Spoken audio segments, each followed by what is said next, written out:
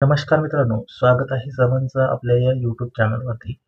मित्रांनो, आजच्या सेशनमध्ये आपण धुळे जिल्हा पोलीस भरती 2018 या वर्षी जी काही लेखी परीक्षा झाली होती, त्या लेखी परीक्षेमध्ये जवळपास किती 100 प्रश्न हे आपल्याला त्या ठिकाणी विचारले होते मित्रांनो. ठीक आहे.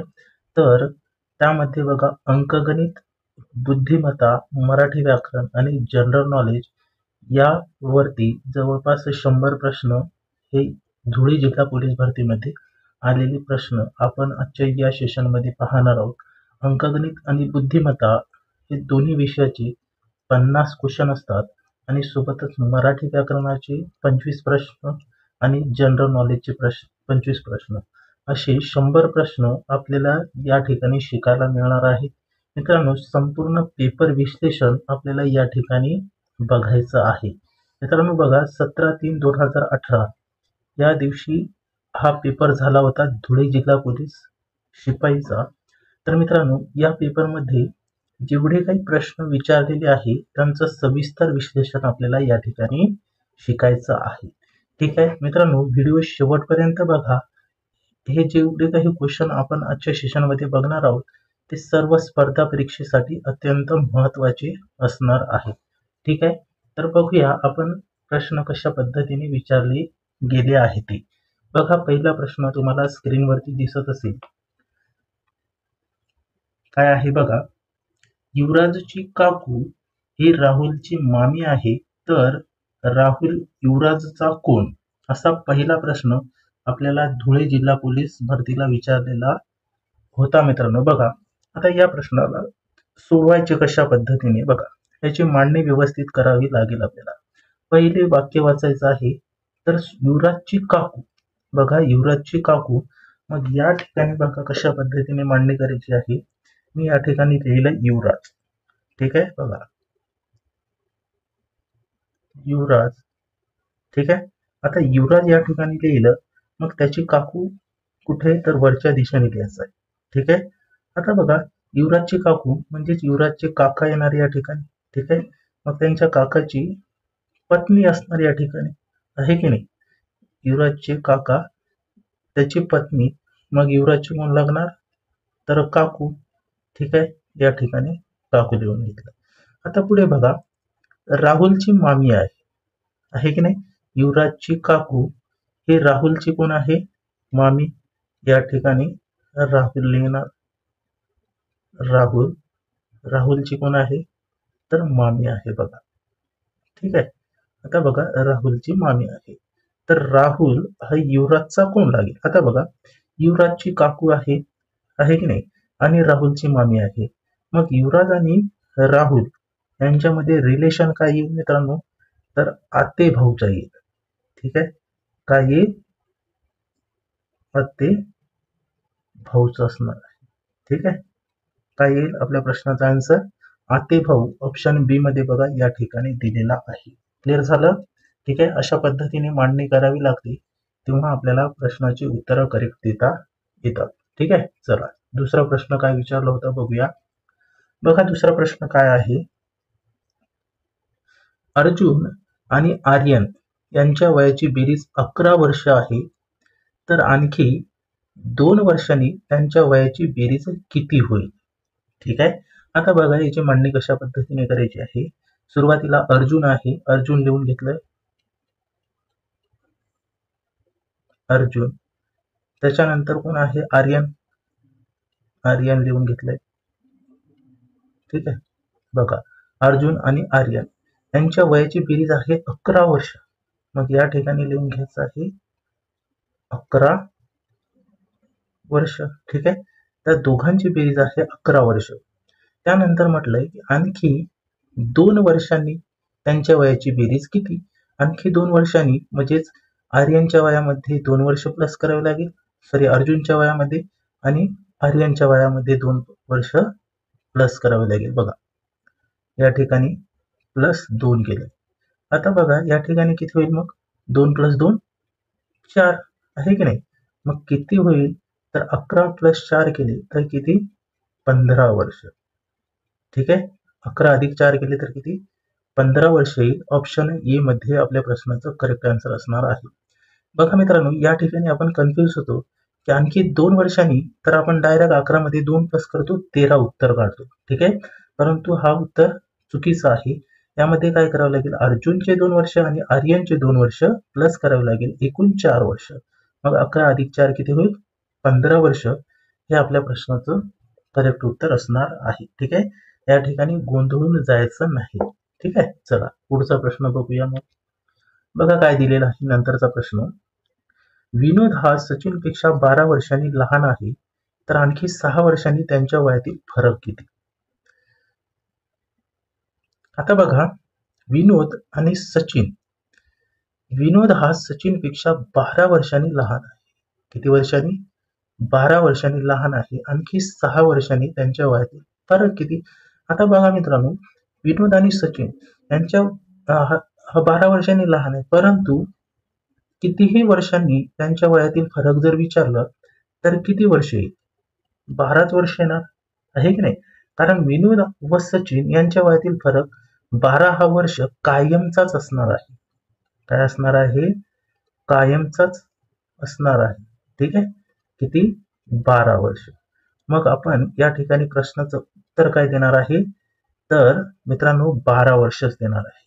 ठीक आहे, किती, 12 वर्ष या ठिकाणी आपल्या प्रश्नाचं करेक्ट उत्तर असणार आहे. ठीक आहे, 6 वर्षांनी विचारलं किंवा कितीही वर्षांनी विचारलं तरी उत्तर 12च येणार. या ठिकाणी 12 करायचं आहे. ऑप्शन ए आपला करेक्ट उत्तर येईल. ठीक आहे, करेक्ट समजलं आता. चला पुढचा प्रश्न बघूया. मग बघा, चौथा प्रश्न काय विचारला होता, आरसा प्रश्नचिन्ह दिवा प्रकाश. आता बघा यामध्ये रिलेशन काय येतो. ठीक आहे, आता बघा दिवा हा काय करतो, दिवा प्रकाश देतो आहे की नाही. दिवा काय देतो, प्रकाश देतो. त्याचप्रमाणे आरसा काय, आरशाची रिलेशन काय येईल, मग आरशाची रिलेशन प्रतिमा सोबत येईल आहे की नाही. दिवा हा प्रकाश देतो तर आरशा काय, तर प्रतिमा. आरशामध्ये आपल्याला काय देते, प्रतिमा निघते आहे की नाही.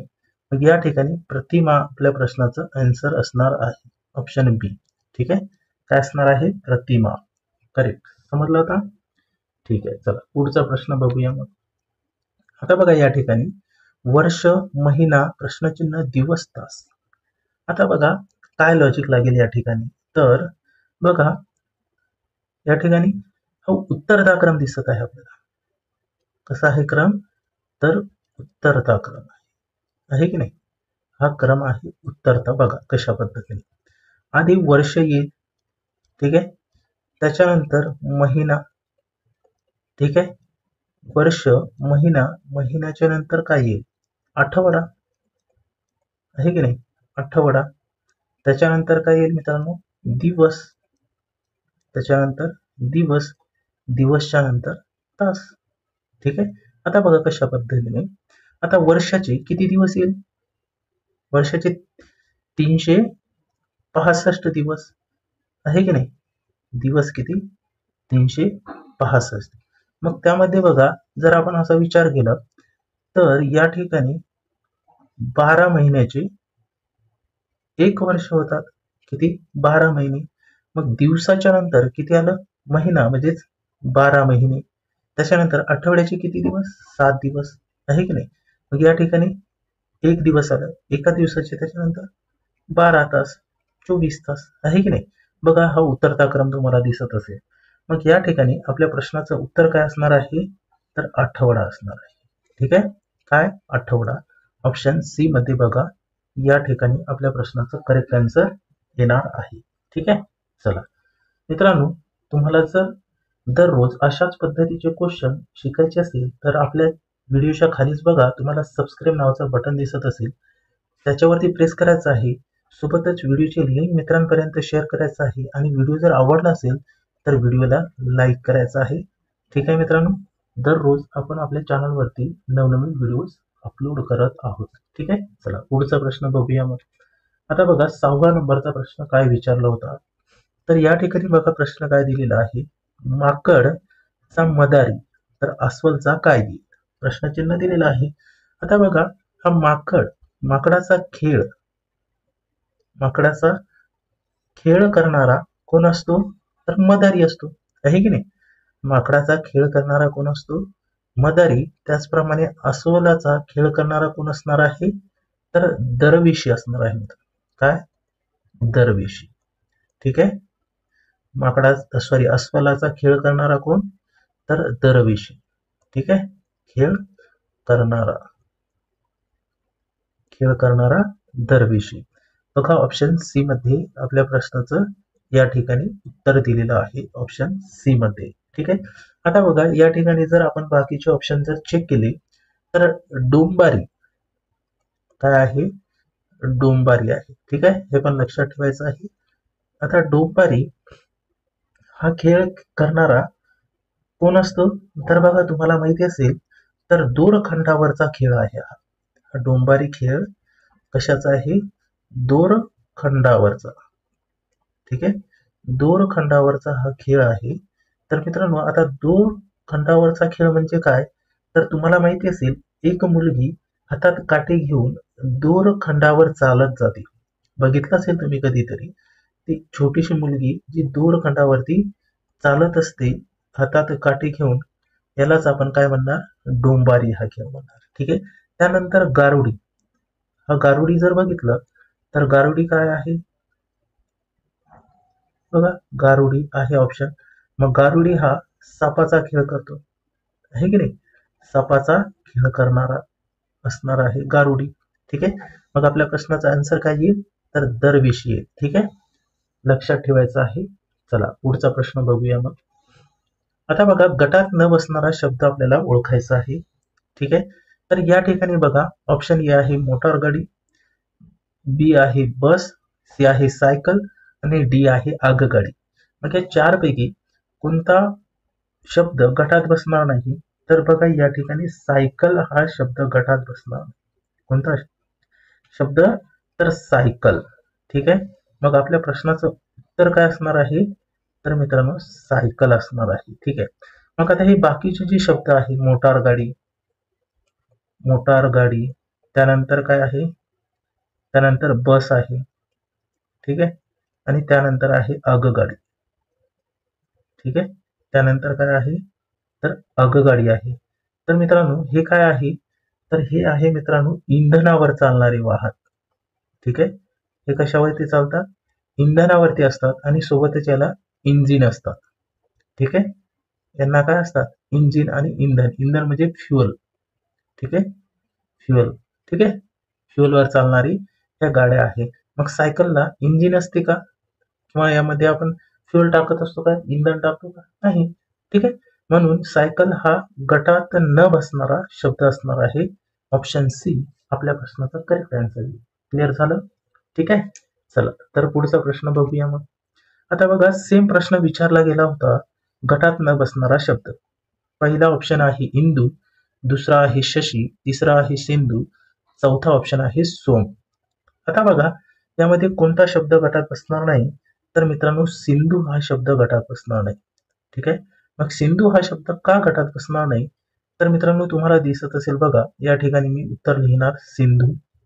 ठीक आहे. सिंधू हा शब्द गटात बसणार नाही. मग बाकीचे जे शब्द आहेत जसे की इंदू काय आहे? इंदू. त्याच्यानंतर आहे शशी. ठीक आहे. शशी आणि त्याच्यानंतर आहे सोम. मग हे जे तीन नाव आहे हे कशाचे आहे? तर चंद्राचे समानार्थी नाव आहे. हे तिन्ही नाव चंद्राचे समानार्थी आहे. ठीक आहे. लक्षात ठेवायचं आहे. चंद्राचे समानार्थी. ठीक आहे. समानार्थी शब्द आहे. कोणकोणते आहे? इंदू, शशी आणि सोम हे चंद्राचे समानार्थी शब्द आहे. तर गटात न बसणारा शब्द काय येईल? तर सिंधू येईल. ठीक आहे. चला पुढचा प्रश्न बघूया मग. आता बघा गणितावर प्रश्न आलेला आहे. हा बुद्धिमत्तेचा प्रश्न आहे. बघा 12 याची झाले 21 तर 2400 किती? आता बघा या ठिकाणी काय लॉजिक लागलेलं आहे? तर बघा 12 ही अंक आहे. मग बघा या ठिकाणी 12ला आपण उलट लिहायचं. नंतरचा अंक पहिले. ठीक आहे. नंतरचा अंक 2 पहिले आणि पहिला अंक नंतर बघा हे 2 लिहिलं पहिले आणि त्याच्यानंतर हा 1 लिहिलं. त्याचप्रमाणे 24 ला लिहायचं आहे बघा. 24 ला याचप्रमाणे लिहायचं आहे. 4 आधी येईल, ठीक आहे, या ठिकाणी लिहिलं आणि त्याच्यानंतर 2 येणार, ठीक आहे. किती झाले मग 42. ऑप्शन मध्ये आहे का बघा, ऑप्शन बी मध्ये आहे या ठिकाणी 42. मग या प्रश्नचिन्हाच्या जागी कोणता अंक येईल तर 42 अंक येईल. आता क्लिअर झालं, ठीक आहे. अशा पद्धतीने या ठिकाणी लॉजिक लागलेला आहे. चला पुढचा प्रश्न बघूया. आता बघा या ठिकाणी काय दिलेलं आहे, 10वा नंबरचा प्रश्न आहे AZBYCX. प्रश्नचिन्हाच्या जागी कोणते अक्षर येईल. तर आता बघा या ठिकाणी काय लॉजिक लागलेलं आहे. आता आपल्याला माहिती असेल ABCD हे आपण झेड पर्यंत लिहित असतो, ठीक आहे की नाही. मग पहिले ए ते एम पर्यंत लिहायचं आहे. इथून एन पासून तर झेड पर्यंत सुरुवात करायची, ठीक आहे. ए टू एम आणि एन टू झेड अशा पद्धतीने लिहायचं आहे. तर बघा मग या ठिकाणी काय येईल, ए त्याच्यानंतर बघा हा बी आहे, बी लिहिलं, त्याच्यानंतर सी आहे, सी लिहिलं, सीच्या नंतर काय येईल तर डी येईल, ठीक आहे. आता डी कुठे दिसत आहे ऑप्शन मध्ये, ऑप्शन ए मध्ये बघा तुम्हाला स्टार्टिंगला जर डी दिसत असेल मग आपल्या प्रश्नाचा आन्सर काय येईल. मग आता बघा एच्या खाली काय येईल तर झेड येणार, बघा एच्या खाली झेड येईल, त्याच्यानंतर बीच्या खाली वाय, ठीक आहे.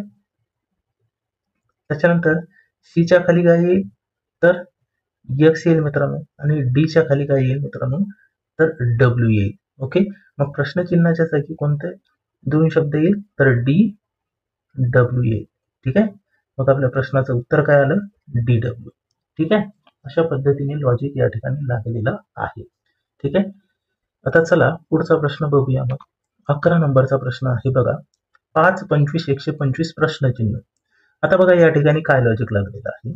सिंपल क्वेश्चन आहे बघा. 5 या ठिकाणी लिहिलं, मग 5 चा घात जर 1 केलं तर किती येईल मित्रांनो 5 येईल.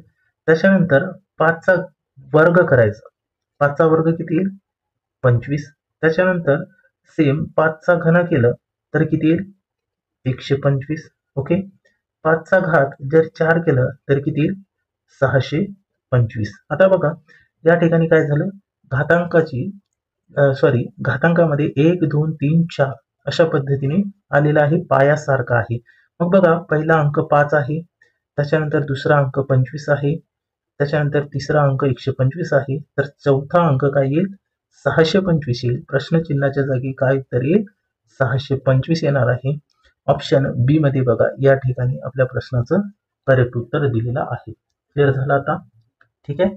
चला पुढचा प्रश्न बघूया मग कशा पद्धतीने विचारलं होतं. आता बघा या ठिकाणी 12 नंबरचा प्रश्न आहे, 2 वाजलेले असताना मिनिट काटा आणि तास काटा यांच्यामध्ये किती अंशाचा कोन असेल, किती अंशाचा कोन असेल. मित्रांनो पहिले बघायचं या ठिकाणी हा जो टाइम दिलेला आहे हा टाइम फिक्स आहे का, म्हणजे काय तर यामध्ये मिनिट किंवा सेकंद दिले नसेल तर काय करायचं, दिलेल्या तासाला डायरेक्ट 30 ने गुणायचं आहे, ठीक आहे. 2 वाजले होते, 2 दिलेला आहे त्याला 30 ने गुणायचं आहे, किती येईल 30 दुनी 60. मग किती अंशाचा कोन तयार होईल 60 अंशाचा कोन तयार होईल. ऑप्शन बी मध्ये आपल्या प्रश्नाचा आन्सर आहे. जर या ठिकाणी 4 वाजले असता असं म्हटलं असतं तर काय केलं असतं आपण या 4 ला डायरेक्ट 30 ने गुणलं असतं, किती आलं असतं 4 त्रिक 12 120 अंशाचा कोन तयार होईल, ठीक आहे. अशा पद्धतीने जर या ठिकाणी 1 वाजले असता किती अंशाचा कोन तयार होईल असं म्हटलं असतं तर 1 ला आपण 30 ने गुणलं असतं, किती आलं असतं 30 अंशाचा कोन तयार होईल. अशा पद्धतीने आपल्याला फिक्स वेळ दिलेला असेल तर उत्तर काढता येतो, त्याला डायरेक्ट कितीने गुणायचं आहे तर मित्रांनो 30 ने गुणायचं आहे, ठीक आहे. मग आपल्या प्रश्नाचं उत्तर काय आले 60 अंश या ठिकाणी उत्तर आलेला आहे, ठीक आहे. चला पुढचा प्रश्न बघूया. मग 13 नंबरचा प्रश्न बघा काय विचारलेला आहे, श्याम रांगेमध्ये पुढून आठवा व मागून 13व्या क्रमांकावर उभा आहे, तर त्या रांगेत एकूण मुले किती, ठीक आहे. किती विचारलेला आहे तर एकूण मुले विचारलेला आहे. आता बघा हा प्रश्न कशा पद्धतीने सॉल्व्ह करायचा होता. आता या ठिकाणी आपण अशी 2 रेषा ओढून घेतल्या, ठीक आहे. आता बघा या ठिकाणी श्याम उभा आहे. आता बघा पुढून आठवा, मग या ठिकाणी लिहिलं 8वा क्रमांक पुढून, त्याच्यानंतर मागून 13वा, मग या ठिकाणी 13वा क्रमांक येईल. आता एकूण विचारलं म्हणजे या दोन्ही अंकाची करायची बेरीज. ठीक आहे, या दोन्ही अंकाची करायची बेरीज. मग 8 अधिक 13 जर केले तर किती येईल मित्रांनो? 8 अधिक 13 केले तर या ठिकाणी किती येणार आहे? तर 21 येईल बेरीज. ओके, किती येईल? 21. मग 21 एकूण मूल्य असणार आहे का? तर नाही, कारण यामध्ये बघा पुढून श्याम मोजला गेलेला आहे आणि त्याच्यानंतर मागून पण हा श्याम मोजला गेलेला आहे. मग या 2 वेळा मोजल्या गेल्यामुळे त्यामधून एक काय करायचं? वजा करायचं. मग किती येईल? 20. मग एकूण मूल्य किती असणार आहे त्या रांगेत? तर 20 मूल्य असणार आहे. ठीक आहे, एकूण किती मूल्य असणार आहे? 20. ऑप्शन सी मध्ये बघा या ठिकाणी आपल्या प्रश्नाचं करेक्ट उत्तर दिलेलं आहे. ठीक आहे, अशा पद्धतीने आपल्याला करेक्ट उत्तर काढता येतो. ठीक आहे, चला पुढचा प्रश्न बघूया. मग बघा काय म्हटलेलं आहे. गुलाबाला बटाटा म्हटले. बघा, गुलाबाला बटाटा म्हटले, बटाट्याला गुळ म्हटले, गुळाला आंबा म्हटले, आंब्याला गवत म्हटले, तर मानवाने तयार केलेली वस्तू कोणती? आता बघा या प्रश्नाला कशा पद्धतीने सॉल्व्ह करायचं आहे. सुरुवातीला गुलाबाला बटाटा म्हटले, मग या ठिकाणी लिहिलं गुलाब. ठीक आहे, मग गुलाबाला काय म्हटलेलं आहे? बटाटा. बटाटा लिहून घेतलं. ठीक आहे, आता बघा गुलाबाला बटाटा म्हटलं, बटाट्याला गुळ, या ठिकाणी लिहिलं गुळ. ठीक आहे, बटाट्याला गुळ म्हटले, गुळाला आंबा म्हटले, गुळाला काय म्हटलेलं आहे? आंबा, या ठिकाणी आंबा लिहून घेतले. त्याच्यानंतर आंब्याला गवत म्हटले, या ठिकाणी आंब्याला काय म्हटलेलं आहे? गवत. ठीक आहे, तर मानवाने तयार केलेली वस्तू कोणती? आता बघा मानवाने तयार केलेली वस्तू यापैकी मानव कोणती वस्तू तयार करू शकतो? गुलाब तयार करू शकतो का? तर नाही. बटाटा तयार करू शकतो का? नाही. आंबा करू शकतो का? नाही. तर गवत करू शकतो का? तर नाही. मग काय करू शकतो? तर गुळ तयार करू शकतो. ओके, गुळ कशापासून? तर ऊसापासून तयार होते. ओके, मग मानव काय तयार करू शकतो? तर मानव मित्रांनो या ठिकाणी गुळ तयार करू शकतो. मग आता गुळ हे आन्सर असणार आहे का? तर नाही. मग गुळाला काय म्हटलेलं आहे? गुळाला म्हटलेलं आहे आंबा. ओके, गुळाला काय म्हटलेलं आहे? आंबा. तर मग आपल्या प्रश्नाचा आन्सर काय येईल मित्रांनो? आंबा येईल. ठीक आहे, आपल्या प्रश्नाचा आन्सर काय येईल? आंबा येईल. ऑप्शन ए मध्ये बघा या ठिकाणी आपल्या प्रश्नाचं करेक्ट उत्तर दिलेलं आहे. ठीक आहे, अशा टाईपच्या प्रश्नामध्ये कन्फ्यूज व्हायचं नाही, मांडणी व्यवस्थित करायची आहे. ठीक आहे मित्रांनो, तुम्ही जर आपल्या चॅनलवरती नवीन असाल आणि आपल्या चॅनलला जर अजूनही तुम्ही सबस्क्राईब केलं नसेल तर सबस्क्राईब करून घ्या, कारण दररोज आपल्या या चॅनलवरती तुम्हाला संपूर्ण अंकगणित, बुद्धिमत्ता, मराठी व्याकरण आणि सोबतच GS ची तयारी आपल्या या चॅनलवरती केली जाईल. ठीक आहे, त्यासाठी आपल्या चॅनलला सबस्क्राईब करून बेल आयकॉनला प्रेस करायचा आहे. ठीक आहे, चला पुढचा प्रश्न बघूया. मग आता बघा 15 नंबरचा प्रश्न काय दिलेला आहे बघा. सायंकाळी 6 वाजता अमोल ग्रामपंचायतीत बसला होता. त्याची उजव्या बाजूचे खिडकीतून प्रकाश किरणे आत येत होती, तर अमोलचे तोंड कोणत्या दिशेस होते? आता बघा याची मांडणी व्यवस्थित करावी लागेल, त्यानंतरच आपल्याला प्रश्नाचे उत्तर देता येतात. ठीक आहे, आता बघा या ठिकाणी आपण दिशा लिहून टाकू. सुरुवातीला ही वरची दिशा उत्तर असणार मित्रांनो, त्याच्यानंतर त्याच्या खालची दिशा दक्षिण, ही दिशा असणार पूर्व आणि या साईडची दिशा असणार पश्चिम. ठीक आहे, आता बघा सायंकाळचे 6 वाजले. ठीक आहे, आता प्रकाश किरणे म्हणजे ही कशाची? सूर्याची प्रकाश किरणे पडणार. मग बघा सूर्य हा पूर्वेकडून उगवेल, आहे की नाही? सूर्य हा काय? तर पूर्वेकडून उगणार आहे की नाही?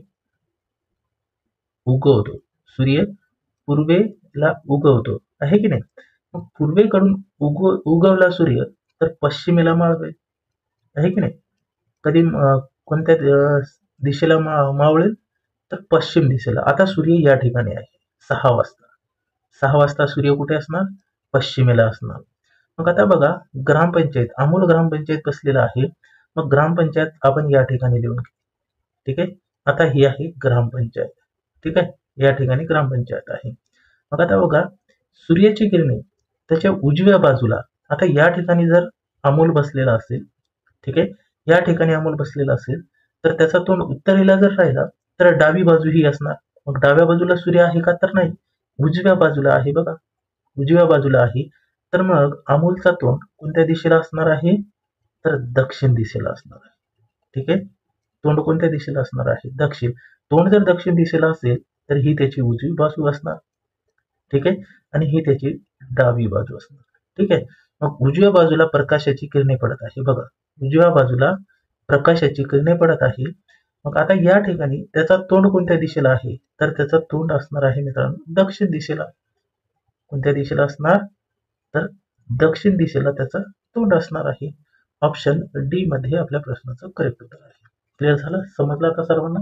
ठीक आहे, ठीक आहे, चला पुढचा प्रश्न बघूया. मग बघा, नितीनला 4 काका आहे, तर धुळ्यात राहणाऱ्या काकाला भाऊ किती? आता बघा, हा प्रश्न कन्फ्यूज करण्यासारखा वाटत आहे, परंतु बघा किती सोपं आहे बघा या प्रश्नाचं उत्तर. आता बघा, नितीनला 4 काका आहे. मग या ठिकाणी आकडा लिहून घ्यायचा. हा पहिल्या नंबरचा काका, हा दुसऱ्या नंबरचा, हा तिसऱ्या नंबरचा आणि हा चौथ्या नंबरचा काका आहे. कोणाला, तर नितीनला आहे. ठीक आहे, नितीनला 4 काका आहेत.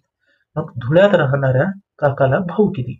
मग आता बघा, या ठिकाणी धुळेला राहणारा भाऊ आहे. ठीक आहे, हा काका कुठे राहतो, तर धुळेला राहतो. ठीक आहे, आता बघा, नितीनचा एक काका कुठे राहतो, धुळेला. मग धुळेला राहणाऱ्या काकाला किती भाऊ असणार आहे, तर हा पहिला, हा दुसरा, हा तिसरा आणि हा चौथा. तर एकूण किती, 4 काका. ठीक आहे, सॉरी 4 काका नाही, तर त्या काकाला भाऊ किती, तर 4 भाऊ असणार आहे. ठीक आहे, किती भाऊ, 4 भाऊ. आपल्या प्रश्नाचा आन्सर सी मध्ये दिलेला आहे बघा, या ठिकाणी करेक्ट उत्तर आपल्याला मिळालेला आहे. क्लिअर झालं? ठीक आहे, चला पुढचा प्रश्न बघूया. मग बघा, या ठिकाणी बुद्धिमत्तेचा प्रश्न आहे. 21 चे 3 झाले तर 35 चे किती? आता या ठिकाणी लॉजिक काय लागलंय बघा, सरळ या ठिकाणी 21 दिलेला आहे, 21 लिहून घेतलं. या 21च्या अंकाची बेरीज दिसत आहे बघा, 2 अधिक 1 केलं तर किती येते, 3. ठीक आहे, मग सेम या ठिकाणी लॉजिक लागते का बघा, 35च्या या अंकाची बेरीज करा, 3 अधिक 5 किती येईल, 8. 8 ऑप्शन मध्ये आहे का, चेक करा बघा, ऑप्शन ए मध्ये दिलेला आहे. ठीक आहे, ऑप्शन ए मध्ये दिलेला आहे. आणि दुसरा जर लॉजिक लावायचं म्हटलं, 21 ला जर आपण 3 ने भाग दिलं तर किती येईल, 3 7 21. 35 ला आपण कितीने भाग द्यावा लागेल, 3 ने. भाग जातो का, जात नाही. हा लॉजिक लागेल का, तर लागणार. मग ऑप्शन एच आपल्या प्रश्नाचा करेक्ट आन्सर आहे 8. क्लिअर झालं? ठीक आहे, पुढचा प्रश्न बघूया. बघ, या ठिकाणी काय दिलेला आहे, 18 नंबरचा प्रश्न आहे बघा, गटात न बसणारी पद निवडा. आता बघा, नाक, कान आणि डोळे. चौथा प्रश्न चिन्हाच्या जागी कोणता शब्द येईल बघा. आता या ठिकाणी पाय, तोंड, जीभ आणि डोके, तर कोणता येईल मित्रांनो, गटात बसणारे पद. तर या ठिकाणी बघा, जीभ येईल. ठीक आहे, काय येईल, जीभ येईल बघा, ऑप्शन सी. या ठिकाणी काय लिहायचं आहे, जीभ. ओके, आता हे काय आलं, जीभ. तर जीभ हे शरीराचे काय आहे, शरीरातील अवयव आहे. जीभ काय आहे, शरीरातील अवयव, शरीरातील अवयव. ठीक आहे, मग बाकीचे बघा ऑप्शन, पाय, त्याच्यानंतर तोंड, त्याच्यानंतर डोके. हे काय आहे, पाय, तोंड, डोके. तर हे शरीराच्या बाहेरील अवयव आहे. हे शरीरातील आहे, हे शरीराच्या बाहेरील अवयव. हे काय आहे, बाहेरील अवयव. ठीक आहे, ओके. बघा, या ठिकाणी गटात न बसणारे पद. ठीक आहे, काय आहे, तर जीभ. ठीक आहे, क्लिअर झालं? चला पुढचा प्रश्न बघूया. बघा काय दिलेलं आहे, 80 बरोबर 20, BAT बरोबर 40, तर CAT बरोबर किती? आता बघा, AT चे 20 कसे झाले, तर या ठिकाणी A आणि T लिहिलं. आता बघा, A कोणत्या स्थानावर असणार आहे, 1. T कोणत्या स्थानावर आहे, 20. मग यांचा करा गुणाकार, किती येईल, 20 1 20 आणि 20. मग सेम लॉजिक BAT ला लागतो का, ते चेक करू. B किती स्थानावर आहे, 2. A पहिल्या स्थानावर, T 20व्या स्थानावर. यांचा करा गुणाकार, 2 1 2. 2 आले, 2चा गुणाकार 20 सोबत केला तर 20 चोक, सॉरी 20 दोन्ही 40. किती आलं? 40 आहे. मग सेम लॉजिक आता CAT वर लावायचं. मग C कितव्या स्थानावर? 3ऱ्या स्थानावर. A कितव्या स्थानावर? 1. T कितव्या स्थानावर? 20व्या स्थानावर. आहे की नाही? 1 चा गुणाकार 3 सोबत केला तर 3 येईल. 3 चा गुणाकार 20 सोबत केला तर 30 दोन्ही 60. किती येईल? 60. आहे का ऑप्शन? ऑप्शन डी मध्ये बघा या ठिकाणी उत्तर दिलेलं आहे. समजलं आता? ठीक आहे. चला पुढचा प्रश्न बघूया. बघा 20 नंबरचा प्रश्न आहे. 9 मजुरांना 8 दिवस लागणारे काम 12 मजुरास किती दिवसात करतील? आता बघा या ठिकाणी मजुरांची संख्या आणि दिवसाची संख्या यांचा करायचा गुणाकार. 9 गुणिले 8 बरोबर 12 मजुरांना किती दिवस लागतील? मग या ठिकाणी 12 लिहायचं. किती दिवस लागतील? दिवस लिहिले. ठीक आहे. मग आता याला जर सोडवलं तर बघा 9 गुणिले 8 हे 12 कुठे जाते? याच्या भागाकारामध्ये. आहे की नाही? मग आता याला सोडवलं तर आपल्याला दिवसाची संख्या मिळेल. बघा या 8ला आणि 12ला 4 ने भाग जातो. बघा 4 2 8 4 त्रिक 12 या 3 ने 9ला भाग जातो. 3 1 3 3 त्रिक 9 राहिले काय? 3 गुणिले 2 3 दोन्ही 6 6 दिवस या ठिकाणी लागतील. किती आला आन्सर? 6 दिवस. ऑप्शन ए मध्ये आपल्या प्रश्नाचं करेक्ट आन्सर आहे. अशा पद्धतीने आपण या सेशनमध्ये 20 क्वेश्चन कव्हर केले. आता बाकीचे क्वेश्चन आपण नंतरच्या सेशनमध्ये घेणार आहोत. मित्रांनो, जर तुम्ही अजूनही आपल्या चॅनलला सबस्क्राईब केलं नसेल तर चॅनलला सबस्क्राईब करा आणि दररोज आपल्या या चॅनलवरती अंकगणित, बुद्धिमत्ता, मराठी व्याकरण आणि जनरल नॉलेज यावरचे जे काही पेपरला आलेले प्रश्न आहे ते सर्व आपल्याला या ठिकाणी शिकायला मिळणार आहे. ठीक आहे मित्रांनो, भेटूया पुढच्या सेशनमध्ये. धन्यवाद.